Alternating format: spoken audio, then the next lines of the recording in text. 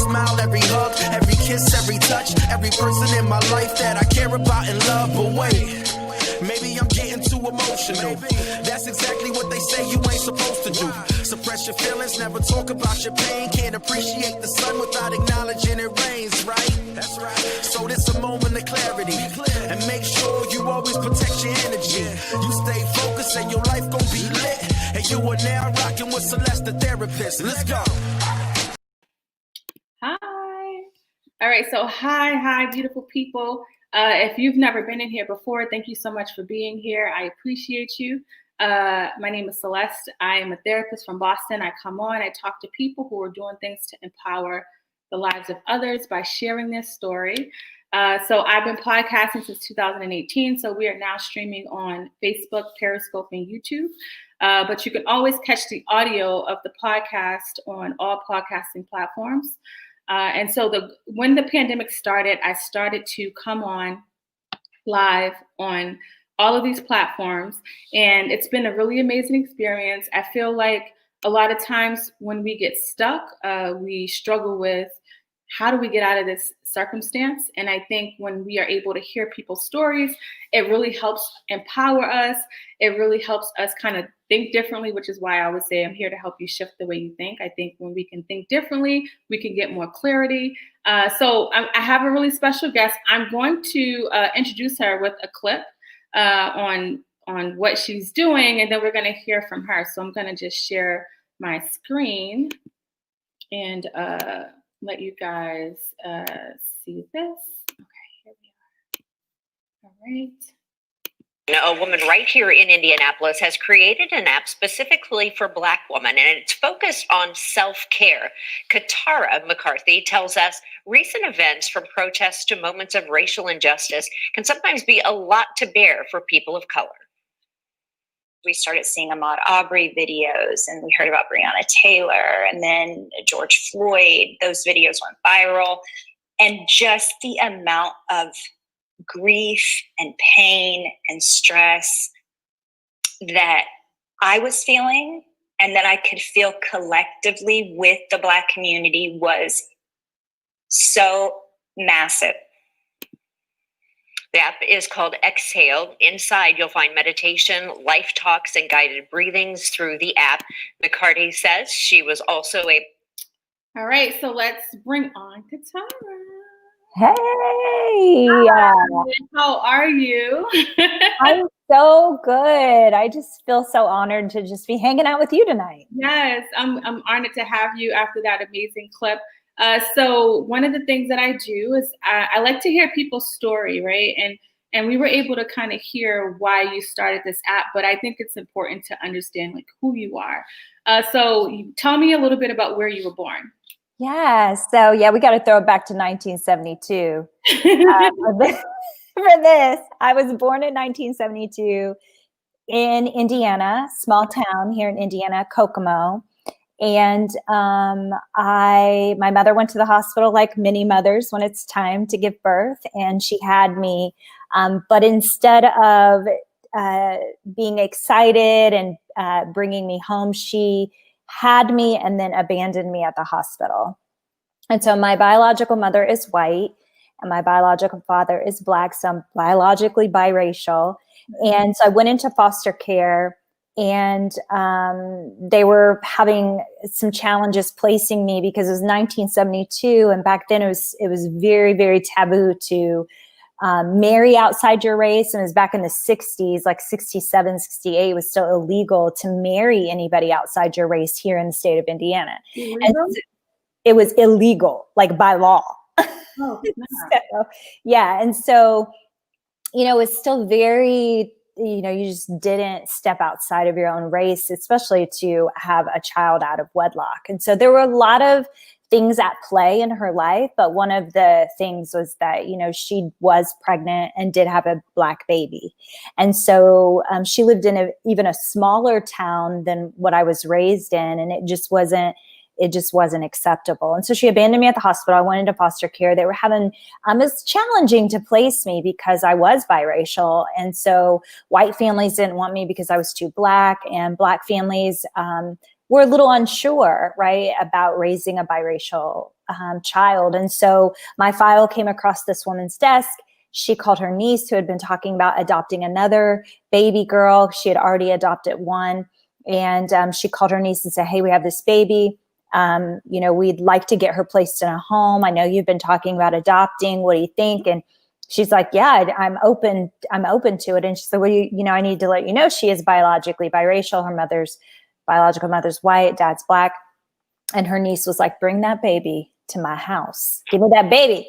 So I got dropped off to 707 East Jefferson Street in Kokomo, Indiana, in 1972 to Betty Waters, who was an amazing, fierce, there's so many words that could describe this woman, Black woman who raised me and took me in. Her and her mother, they pulled their resources together to purchase a home years before she adopted my sister and then adopted me, and wanted kids, decided she was never married, and raised me. So I was raised in this beautiful home with these beautiful Black women, great food, predominantly Black neighborhood. So surrounded by this amazing Black community. And so while I weave through life in this biracial body, I completely identify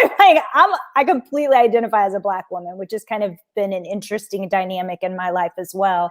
And so, we grew up without a dad, and, that led to its own, issues. I also, as I got to be a teenager, we've always known that we were adopted. I've always known I was adopted. And so, definitely facing some issues came up around not having a father, and also this sense of abandonment, like what's wrong with me? Am I not enough? Am I too much? Also being in a biracial body in a Black neighborhood back then it was not common to see little girls that looked like me. So I stuck out like a sore thumb, and I hated that. Like I just wanted to be like everybody else, like everybody else. When you say little girls that look like you, are you because you were very light? Yes. Yeah.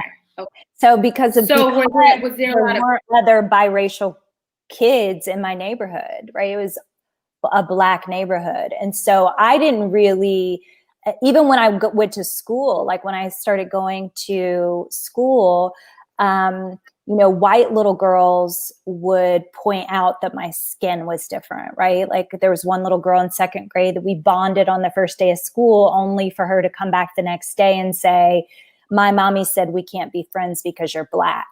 And so there was this, I was pretty aware early on that I was different. And while at my home, I got tons of love, always felt very much like this was my family.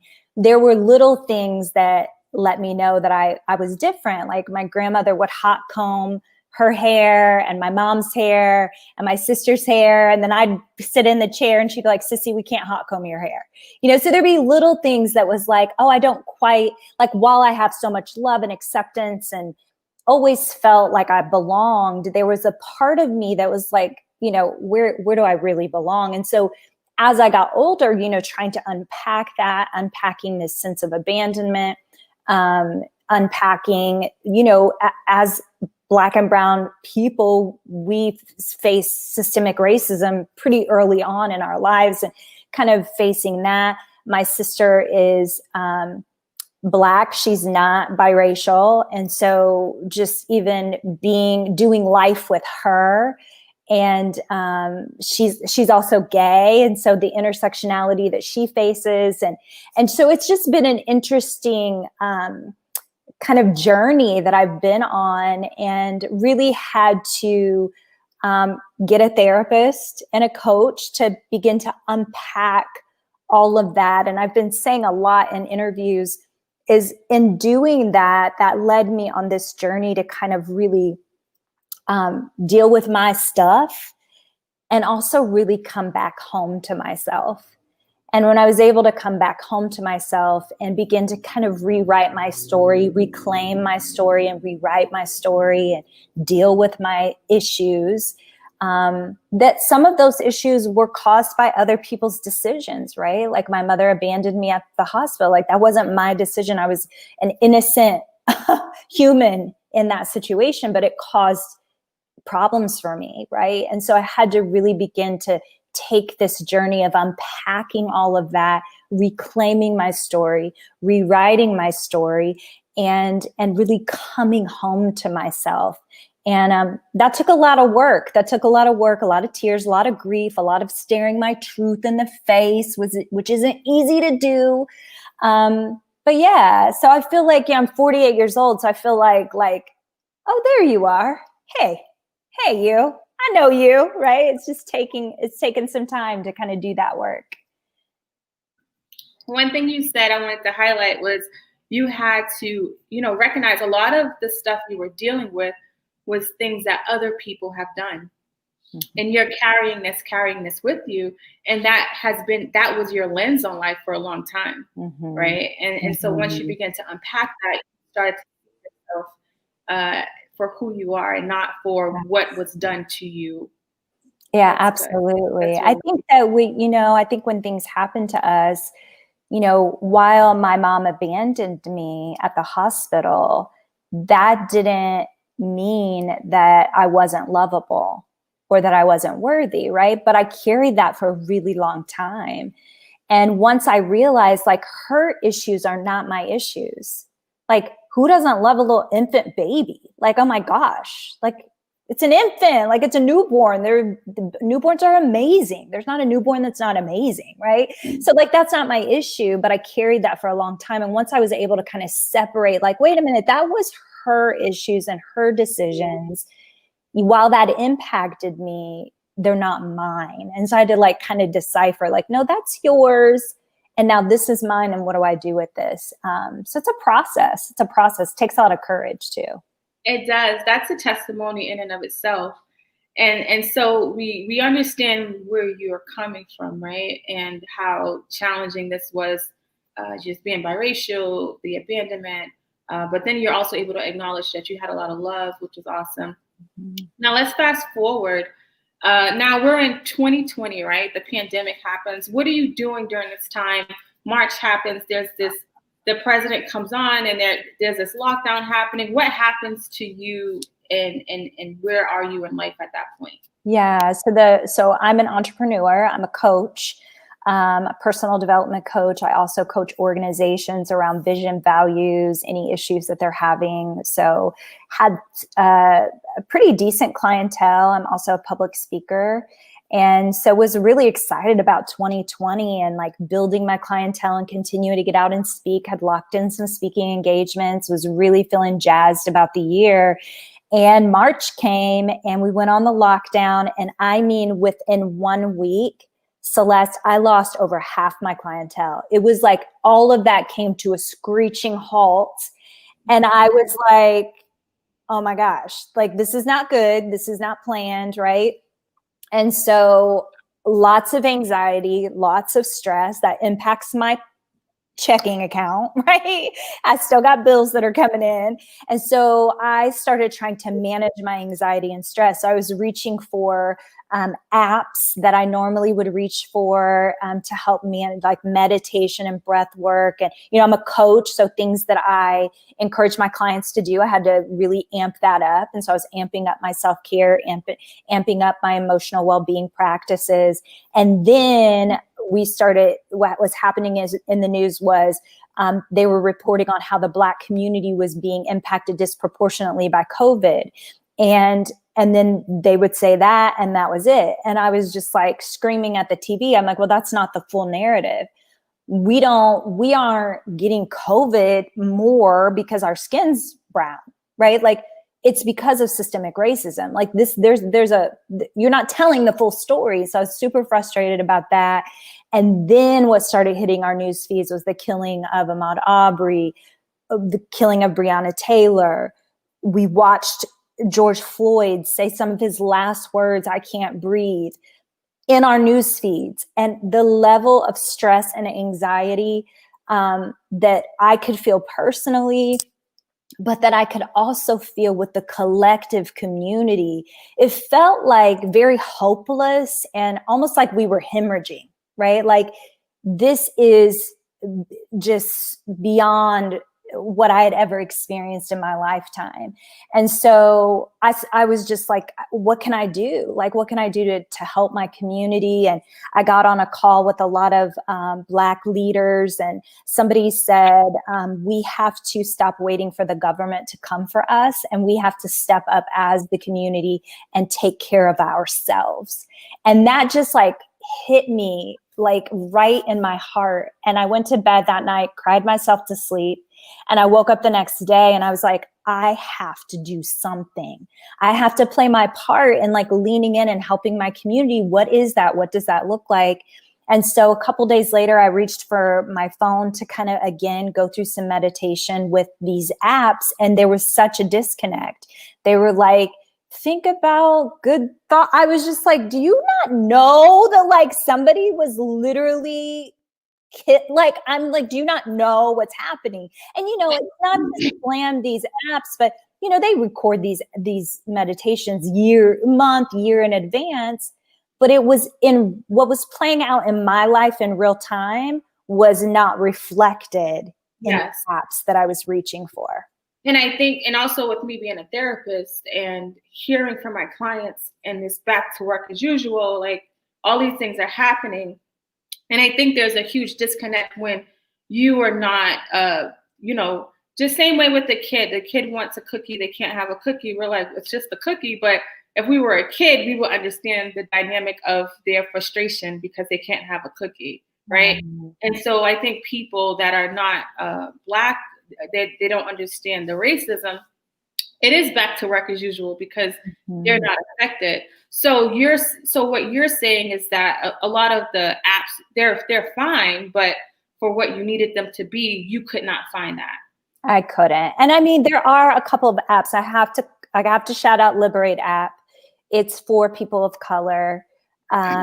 It's a meditation app. And then there's also an app that it's founded by brown and Black women called Shine. Mm-hmm. And they have started having like a section on there for people of color. Mm-hmm. But that was what was out at the time, right? And being a woman, and also, you know, my sister, again, who has several intersections in her life with being gay and Black, like I just felt like I wanted to create something specifically for women or those that have gender identities oppressed by racism and misogyny, just for us, like even like hone in and be like, okay, I want to create something just for us.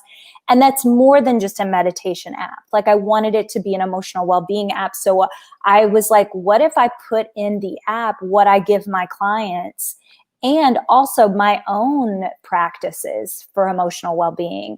And so it's more than a meditation app. And so I got the idea at the end of April when everything was going on. I mean, we were going to, here in Indianapolis, there was a young man, Deshaun Reed, that was killed. We were going to marches for that, Black Lives Matter. We were like, my husband and I drove to Louisville to participate in what was happening there around Breonna Taylor's death. And so killing. And so we really, you know, we were trying to like show up for the community. And this was one way for me that I was like, I think that I could create this.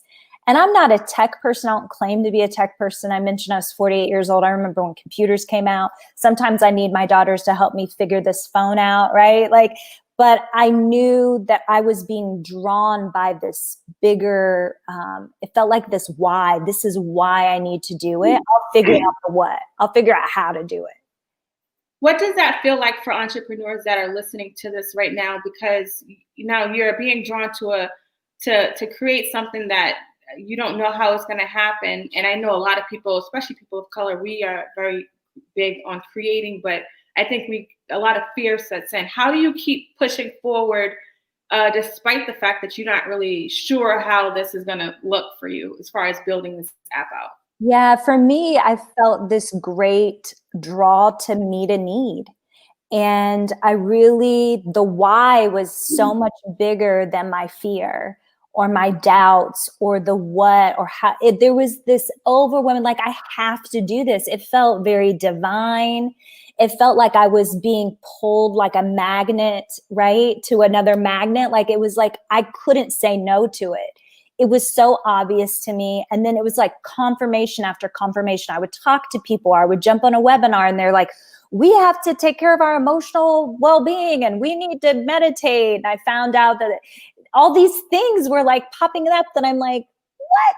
Like I'm supposed to, it was like, I knew that this was the right next step. And so we just Googled, I'm like, how do you create an app? Like, I don't know. And so we just started, my husband helped me. I got my daughters on board. I have 2 adult daughters.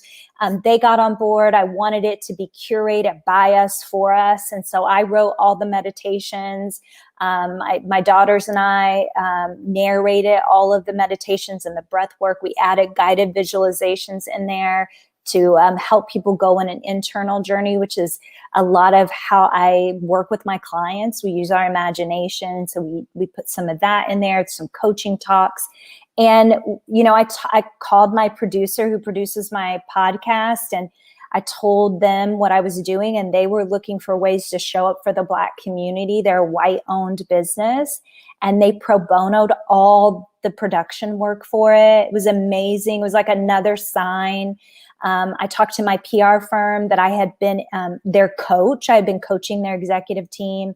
So there was a relationship there. And so I told them what I was doing. And they're like, we want to pro bono all the PR work for you for 6 months. It was amazing how people rallied around me. And we figured it out, and we put out a beautiful product that I'm really proud of.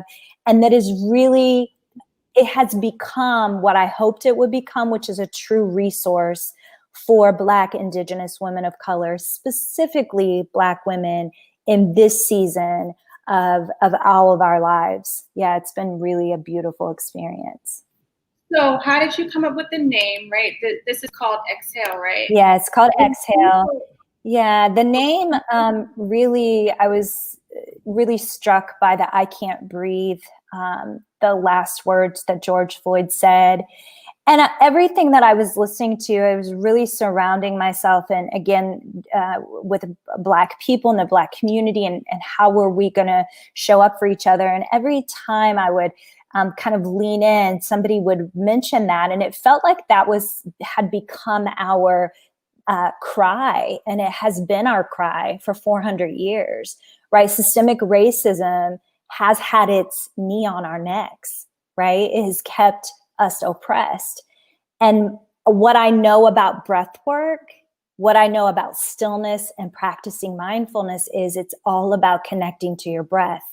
And while we cannot tear down systemic racism tomorrow, and we may not see it dissolved in our lifetime, what we can control is our breath. I can't control when I leave the house, the microaggressions that I may face, the anti-Blackness, like all the things, like the racism. But what I can control is my breath. And if I can come back to my breath and understand that there's actually a science and something physical happens in our bodies when we pause and breathe, that we're getting trauma out of our bodies. If we hold trauma, it makes us physically sick. It actually makes us sick. And so if I can do breath work, I can pause and meditate, I can work that trauma out of my body. I can work that anxiety out of my body, and it becomes a tool to reduce stress.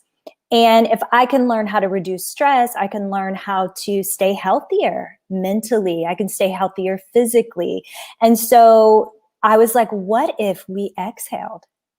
Instead of holding our breath, right? Like waiting for the next onslaught of racism or the next killing, because that's what the Black community is. That's literally what's happening. When our kids leave our front door, we don't know if they're coming home. We don't know that. That's not guaranteed for us, right? And so there's this tension in this, right? This inhale, and we're holding our breath. And my hope and my desire was like, oh, what if the Black community could just exhale? Like, what if we could just breathe? And that became, and also I love Waiting to Exhale, movies from the 90s. Like, come on, like who doesn't love that movie? It's like from my era. So I'm like, what if we don't wait to exhale? What if we don't? What if we actually exhale? It can really be empowering for our community. That's so good. And one of the things you said I've been trying to preach to people is that systemic racism is not ending tomorrow. And I've been super passionate about talking to people about creating joy, creating peace. There's peace and stillness.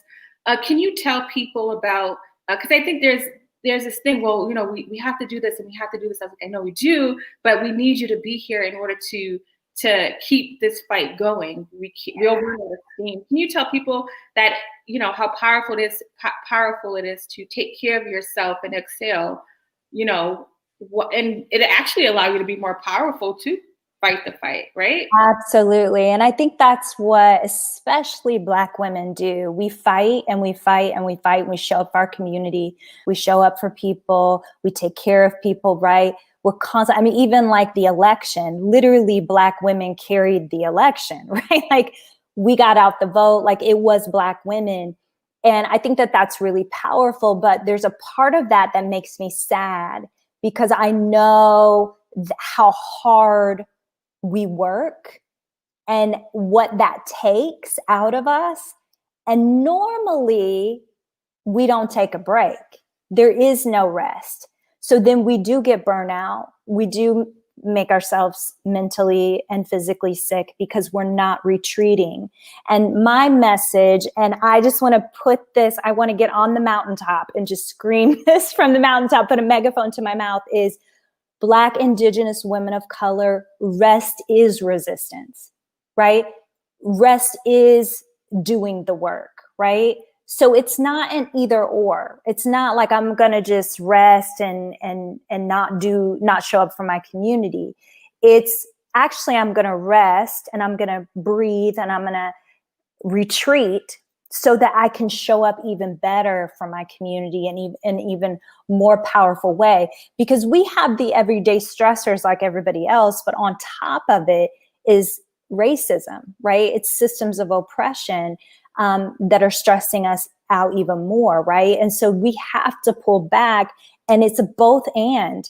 It's I'm breathing, I'm taking time for myself, and I'm showing up for my community. Instead of I'm showing up for my community, I'm showing up for my community to my own detriment. I don't think that that's how it should work. And so my message is push the pause button, take a break, take some time for yourself, really prioritize your mental health and your emotional health. You have to prioritize that. And so that you can show up fully in a way that's actually productive, even more productive for the community. Yeah. Yes. And even though me and Katara feels very strongly about this, I do want you to tell people about the fact that when you're not used to doing things a certain way, this will feel like a foreign concept to your body. I feel like people stop the process because they start to feel selfish, or it feels like this isn't the way it's supposed to be. And I would say you just keep being consistent. Eventually you will get used to this idea of rest. Because with you being a coach, I'm sure you're faced with people who struggle with really taking 5 minutes to just breathe. Absolutely. It's so hard for people because they push the pause button and they sit, and then they're just kind of twiddling their thumbs like, okay, I have a lot of thoughts happening in my mind right now. I'm actually creating my to-do list. It's like, no. Just literally push the pause button. And the more you do it, the more you'll exercise that muscle. It's kind of like going to the gym, right? Like I start lifting weights, like I'm not going to see results tomorrow, but if I continue to work out, like my body will respond. Like I'll become healthier. I'll have, my blood pressure will be better. I'll have positive impact, but I won't see that positive impact overnight. And I think that we have to really take our mental and emotional well-being serious, right? And understand that this is something that has to become a daily practice, that eventually I will see the result. I'll sleep better. Really, you will be physically healthier. You'll have clarity. You'll have peace of mind. You'll be more creative. If you're an entrepreneur, you'll be more creative. The more ideas will come. And so I think that we have to prioritize our emotional and mental health, but it is a practice.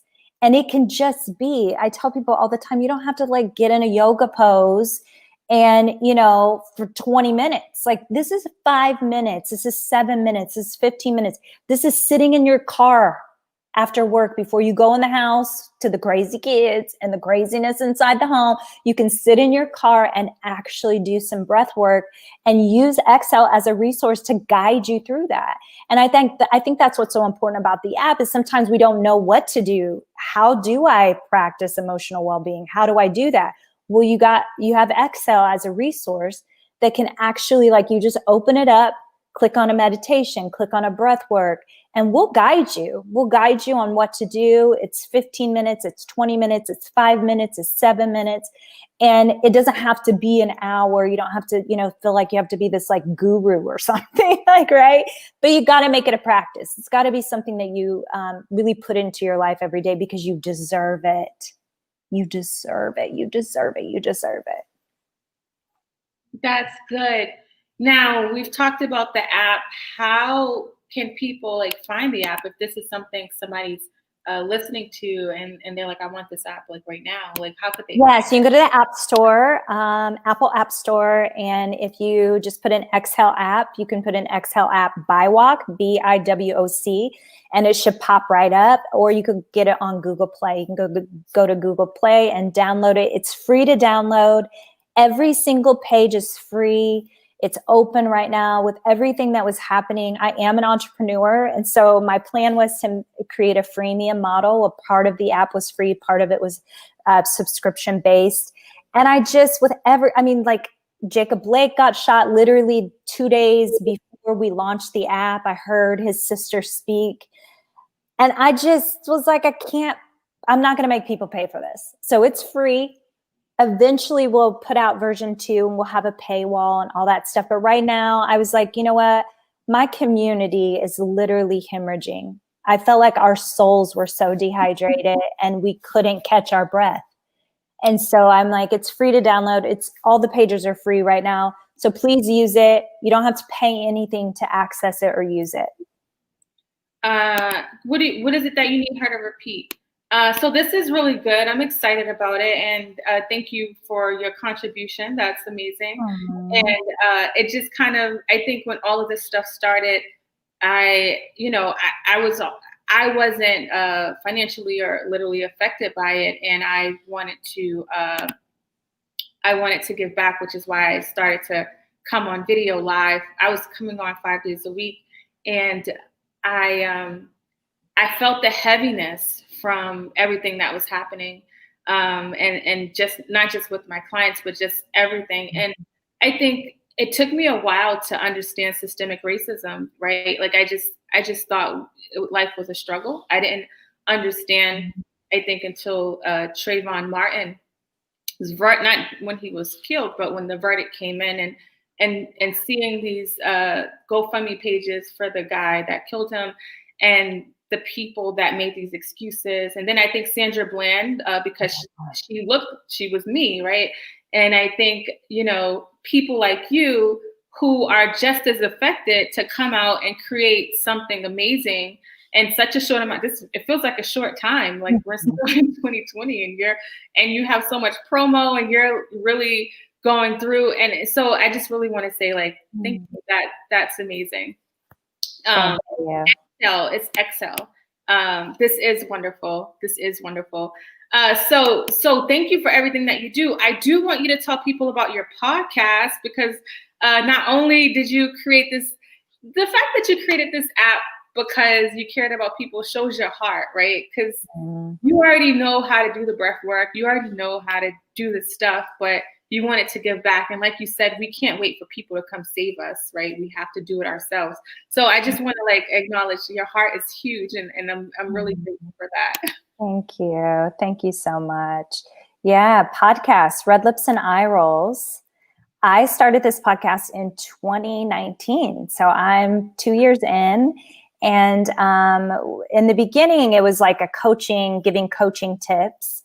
All of 2019, most of 2019, toward the end of the year, I decided to shift it and really feature Black women and femmes' voices, their stories, their struggle, their art, their work, their books, all of the things. So we center Black women and femmes voices and really center them, because those voices are normally kept at bay from us. Like us being able to learn from Black women, the authors, all of that has been kept at bay from everyone. And so my audience is diverse, but we center Black voices, specifically women and femmes. And so it's all about learning, gaining wisdom. It is fly. It's amazing. I love red lipstick and I roll my eyes a lot. So that's why we named it that. I'm constantly eye rolling something or somebody. And so we named it Red Lips and Eye Rolls. It's on most streaming platforms. You can find it. And we're going to have Celeste on. We're going to have you on Red Lips and Eye Rolls. Bring some of your therapist wisdom to the table. I would so love that, because I enjoy talking and I wouldn't have to prepare. I would just have a conversation with you. Yeah. So, sit down and chat it up. Yeah. This is truly amazing. Before you go, one of the things I always ask my guests, because we talked about a lot, just even without the app, just your story and how you were able to get to your healing process. If somebody's listening to this and they're feeling like, wow, like that sounds like my story, whether it's struggling with who they are, or I think just creating this app, and this is not your area of expertise. Mm-hmm. You're not a tech person. So, what would you say to somebody that's struggling right now in this moment? Because I like to give people like concrete tips about what they can do now to kind of work on pushing forward despite the circumstances, because, we got to walk by faith, I think. Because if we walk by sight, we ain't going nowhere. That's the truth. That's the truth. What would you say to people that may be inspired by you right now? I would just say it takes being vulnerable and reaching out for help. I think a lot of times we see people and we think, wow, like, look what they did. Well, they may have done something really amazing or created something really amazing or started this business or organization or nonprofit. They didn't do that by themselves, right? They didn't do that by themselves.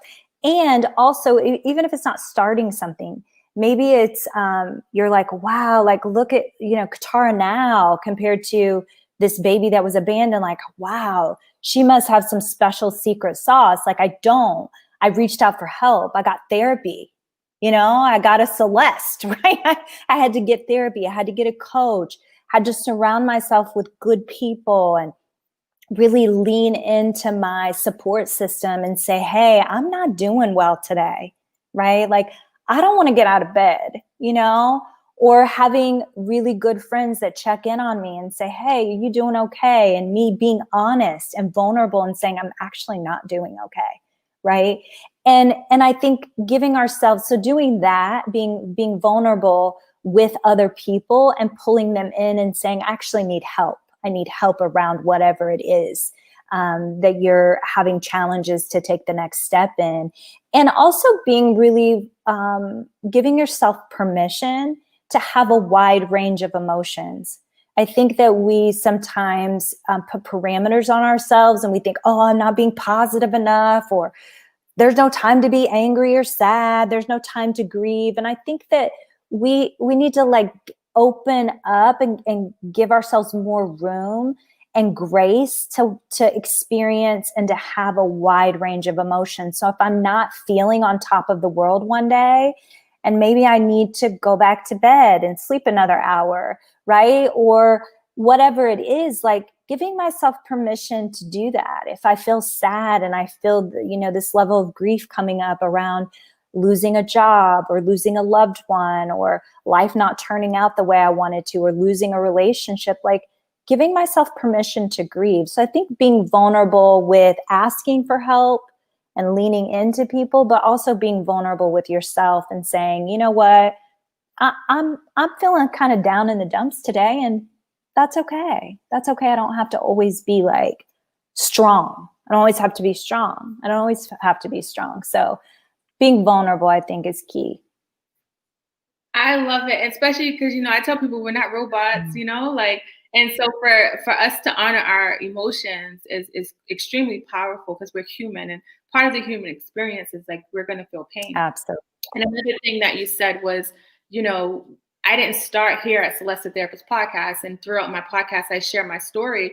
And I think that it's hard in the age of social media for people to see that, like, you know, they just see where you are now, but don't understand. And you start to compare. You're comparing, if you look at me and Katara, you're just comparing yourself to a highlighted reel, right? Mm-hmm. Not the back story. So I think that's really the vulnerability piece, and that piece is important to ask for help, especially women, Black women. We do not know how to ask for help. I got this. You do not have to be strong. The whole like strong Black woman. Yeah. Like, it's like, actually, I'm just me, and I don't always have to be strong. Like, I don't always have to be strong. Right.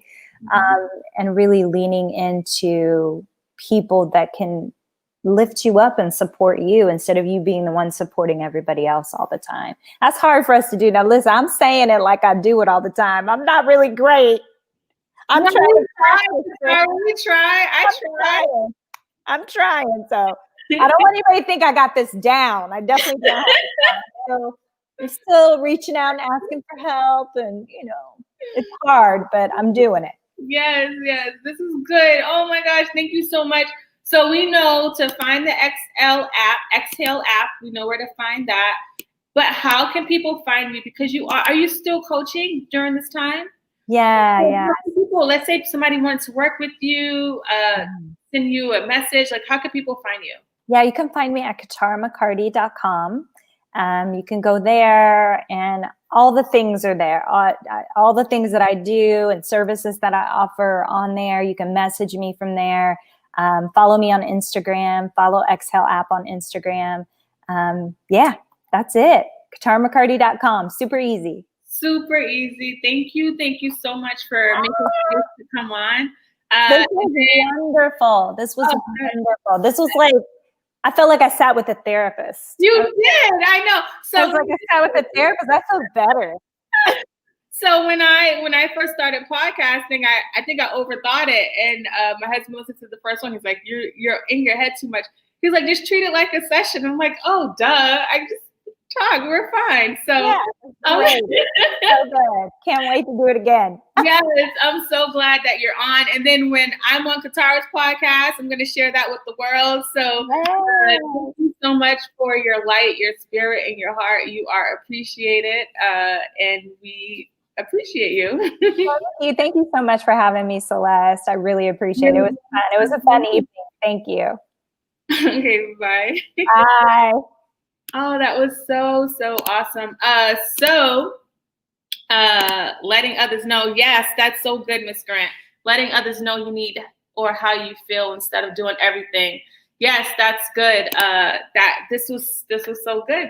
My spirit is so full.